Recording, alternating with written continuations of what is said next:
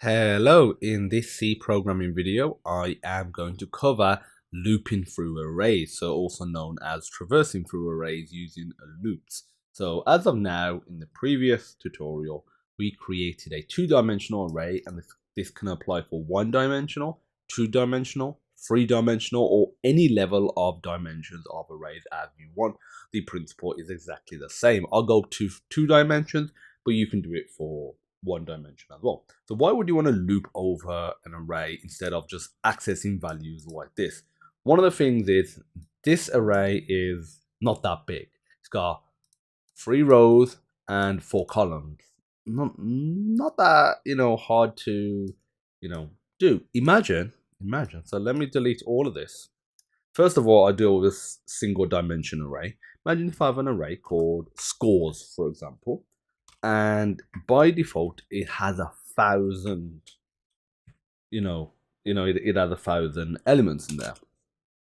What if I want to assign the value of each score? Let's say it has a default score of 1,000. I don't want to do this and then do 0 to 999, which would be 1,000, because it's always n minus 1, because remember it starts at 0 instead of 1. What you can do is use a for loop to loop over the whole array and initialize it. To do that, you put for, and inside you put int I. So you can name this variable whatever you want. It's just limited to the for scope, meaning it can only be used within the for loop. Outside of it, you can create another variable called I, whether it's for another for loop. You can just create a regular variable, but yeah, I and let's say X is also common for using in loops. And we'll set it to a value of 0. That's because the first element in the array starts at index 0. We'll do I less than 1,000. So a little recap of for loops. I've got a separate video covering that. Feel free to check that out in this tutorial series. The first one section before the semicolon just allows you to set up any variables, usually for the loop. The next section is the condition whilst it keeps running. So whilst I is less than 1,000, it will just keep running. So if it goes to 1,000 or above, it will stop running. And remember, the highest, index is the number of elements minus 1, so it's 999. Hence, we've got less than and not less than or equal to. Then put another semicolon. This is just a little bit of code that runs at the end of each iteration, basically after each pass of the for loop. And we'll put I++, that just increments I by 1. So we go 0, 1, 2, etc. And now, if we want to initialize it, all we do is scores I equals 100. As you can see, we are not limited to specifying the index directly. We can just use a variable to state it as well, which is fantastic. Something that is done in runtime. And now, if we was to just, let's say, print off a single value, just for testing, put %i, and let's say if I choose the 100th index, which is 99, I'll print that, we should get a value of 100 printed off. That's fine. No 410, that was some testing I was doing before. And that's it. So that's how you loop over it to set it. You might also have a scenario. Maybe you're not setting it, but let's say you have some scores, you retrieve them from a database, from some sort of online JSON array, from maybe a file or something. Let's say high scores, for example. You might just want to print them out. So we've already, assigned them. That's fine. What we're gonna do? We're going to assign it so it's the same as I, as you can see. And now we're just gonna print this out. So we'll say printf %i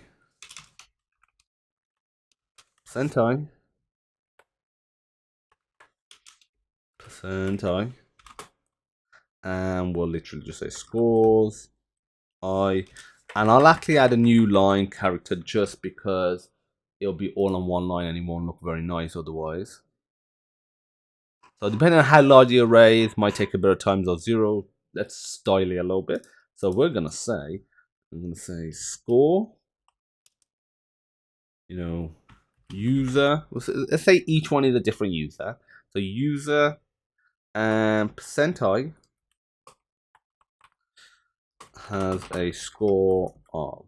Okay, so for the %i, that's just like the user number. And let's just say all user numbers start at 1, so it would be 1 to 1,000. So instead of putting I, we put I plus 1. And because we're not assigning this to anything, it's just going to this print here. It's not overriding anything, so we're all good. So it says user 1000 has a score of 999, etc., etc. So that's how you traverse the array in terms of assigning it, and this is fantastic for setting up values initially. This is how you traverse it for retrieving values, and as you can see, it's very beneficial if you have a huge array. That's a 1 dimension. How do you do it for a 2 dimension? It's very similar. I am literally just gonna comment this out. I'll leave it in there so you can actually access it from the GitHub page if you want to take a look at it. And first of all, let's create an array, and I'll call it grid, and I'm gonna say 100 by, let's say 10 by 100, and you don't want to assign each value like so, individually. So you put a for loop, put int I equals 0, I less than 10. So this will be the rows, I plus plus, and then inside of here we'll put another for loop, which is called a nested for loop. Put for int j equals 0. So we won't use I within the same for loop.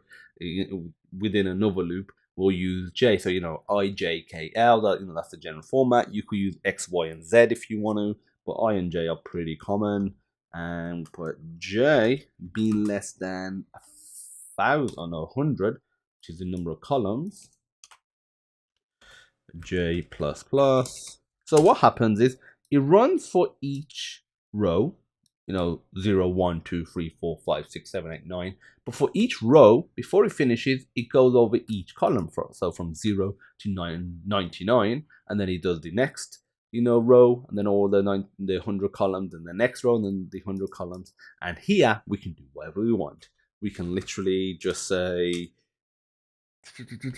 grid I j equals, let's say by default it has a value of 1, for example. And now if we want to print off any of these values, let's say if we just manually set it like so, %i, and we'll just say grid, we can select a random value. So this is not the 4th row, the 5th row technically, and we'll choose the 68th column. To remember, it starts at 0, so it's always you add 1 to it to figure out exactly which one it is. Run it, and we get 1. And in terms of that's assigning it, if you wanted to print out all the values, let's go ahead and do that right now. Let's copy and paste that, just makes things easier. Instead of that, I'm gonna have a printf. I'm gonna say grid space %i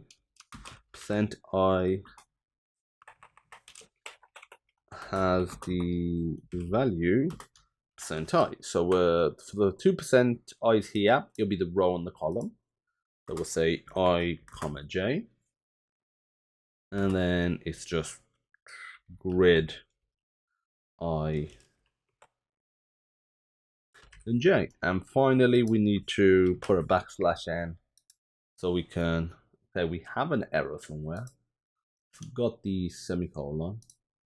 Running again, it will print out. So it's 1,000 values technically in total. As you can see, we've looped through our 2-dimensional array. And if you had a 3-dimensional array, you would just have a third nested for loop, etc., etc., etc. So that's how you traverse arrays using for loops. Very useful for initialization, for just retrieving values, especially of large arrays. You don't want to manually do it, and it allows you to create it dynamically, or set it and manipulate it dynamically, I should say. So that's it. If you have any questions, feel free to post in the Discord group, link in the description. If you don't have Discord, feel free to join. If not, just post a comment down below. If you like the video, give it a thumbs up, hit that subscribe button, hit that notification bell to stay notified of any future programming and C videos. Let me know what other C and programming videos you'd like to see next, and I'll see you in the next one. Bye bye.